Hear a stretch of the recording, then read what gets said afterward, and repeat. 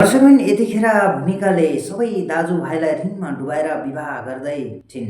हो दर्शकबिन, विगतको दिनहरूमा पनि आफ्नो दाजुभाइ र भाउजूहरूलाई धेरै टेन्सन दिएकी भूमिकाले यतिखेर विवाह भएर जाने बेलामा पनि सबै दाजुभाइलाई ऋणमा डुबाएर जान लागेकी छिन्। हो दर्शकबिन, धुमधामसँग विवाह गरिदिँदा घरमा यतिखेर आर्थिक अवस्था कमजोर भएकै कारण भूमिकाको विवाह सम्भव छैन भनेर सबैजनाले भनिरहेको अवस्थामा घर जग्गा धितो राखेर भए पनि मलाई विवाह गरिदिएनन् भने म आत्महत्या गर्छु भनेर भूमिकाले धम्की दिएकी थिइन्। तसर्थ यो कुराहरू गरेपछि कुन घरको आमा बुवा र दाजुभाइको मन दुख्दैन होला र त्यसैले एक्लै भएकी बहिनी यसरी आत्महत्या गर्छु भनेर भनेको सुन्दा सबैले चित्त दुखेको महसुस गरेको हामीले देख्न सक्छौँ। यद्यपि यतिखेर सबैजना मिलेर आफ्नो बहिनीले ज्यान दिन्छु र छोरीले ज्यान दिन्छु भन्दा यतिखेर सबै घर जग्गा नै धितो राखेर लोन निकालेर भूमिको विवाह भने केटा पक्षले भनेअनुसारै धुमधाम गरिदिने भन्दै विवाहको तयारी गाउँमा गरिरहेका छन्। तसर्थ यति बेला सहरबाट भुवन पनि आफ्नो बहिनीको विवाहमा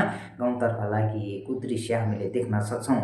तसर्थ सहरमा रहेको भुन्टी र भूपेन्द्रको अवस्था भने श्रेयालाई हेर्नको लागि भुवनले सम्झाउँदै गाउँ गएका थिए। तसर्थ श्रेयाले भने गाउँ श्रीमान गएको अवस्थामा मौका छोप्दै भुन्टीले घरमा चोरी दोष लगाएर घरबाट निकालिदिन्छु भनेर योजना बनाएकी थिइन्। तसर्थ त्यो योजना पनि सुरुवात गरिन् श्रेयाले।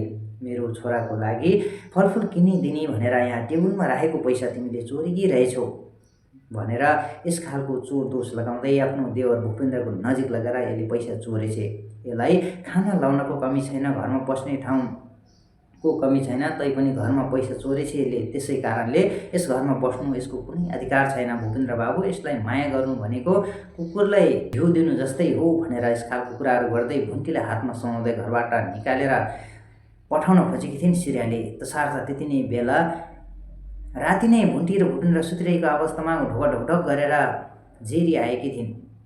तसर्थ जेरी भने कौसीमा गएर लुकेर सुतिरहेको अवस्थामा बिहानै पाखा भुन्टी गएर त्यहाँ हेर्दा जेरी सुतिरहेको देखेपछि जेरी र भुन्टीको आमुने सामुने पहिले नै भइसकेको थियो। तसर्थ यो अवस्थामा यतिखेर भुन्टीले चोर दोष लगाएर घरबाट निकाल्न खोज्दा जेरी पनि माथिबाट आएर भूपेन्द्रको हात सुमसुमाउन थाल्छिन्। तसर्थ एक्कासी श्रेयाले यस दृश्य देखेपछि तिमी को हो र किन मेरो घरमा आएर भूपेन्द्र बाबुले यसरी समाउँदैछौ भनेपछि जेरीले म भूपेन्द्रको गर्लफ्रेन्ड हुँ, उहाँले धेरै मलाई माया गर्नुहुन्छ, म पनि माया गर्छु, यसरी घरैमा चोर्ने यस्तो खालको श्रीमतीले राखेर काम छैन, यसलाई निकालिदिनुपर्छ भूपेन्द्र भनेर जेरीले पनि भूपेन्द्रलाई भनिरहेकी थिइन्। तसर्थ भुन्टी भने आँसु पुलपुल झार्दै हेरिरहेको दृश्य रुँदै हेरिरहेको दृश्य हामीले देख्न सक्छौँ। तसर्थ यो दृश्य देखेपछि श्रेयाले पनि जेरीलाई तिमी एकछिन बाहिर आऊ त हल कोठामा, तिमीसँग केही कुरा गर्नु पर्यो भनेर हलतर्फ लागेकी हुन्थिन्। त्यति नै बेला भुन्टीलाई एक्कासी लाटो रिस उठ्छ, यस घरमा यो पनि बुहारी हो, म पनि बुहारी हो, यसले मात्रै हक जमाएर मलाई दमन गर्न खोज्नु र म यस खालको पीडाहरू सहाएर बस्नु राम्रो होइन, मैले पनि आफ्नो अधिकारको लागि लड्नुपर्छ भनेर भुन्टीले सोचिन् र एक्कासी भुन्टी भने त्यहाँबाट गएर दुवैजनालाई हल कोठामा पछाडिबाट धक्का दिएपछि दुवैजना सोफामाथि लड्न पुग्छिन्। तसर्थ दुवैजना मिलेर भुन्टीलाई झगल्टाएर घरबाट निकाल्न खोजेकी थिइन्। तसर्थ भुन्टी पनि कमजोर कहाँ छिन् त, दुवैजनाले हानेको झापडलाई रोकेर आफैले दुवैजनालाई चट्कन लगाएर गाला फुट्ने गरी चट्कन लगाउँदै कपाल भुत्लाएर झगल्दै घरबाट निकालिदिएको दृश्य हामीले देख्न सक्छौँ। हो दर्शकबिन, भुन्टीले यस कार्य गरेपछि सबै दर्शक महानुभाव पनि खुसी भएको दृश्य हामीले देख्न सकिन्छ।